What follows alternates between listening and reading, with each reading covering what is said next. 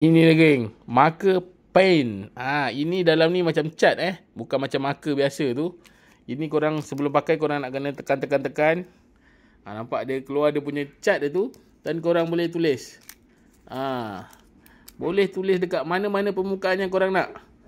Boleh lukis. Memang tahan lama dia punya cat. Nak lagi baik lepas korang lukis tu, korang clearkan dia punya lukisan tu. Pasal dia memang cat bukannya marker biasa. Ni pen marker, okey. Boleh beli dekat beg kat bawah ni. Macam-macam color, macam-macam cita rasa korang boleh pilih dekat bawah tu.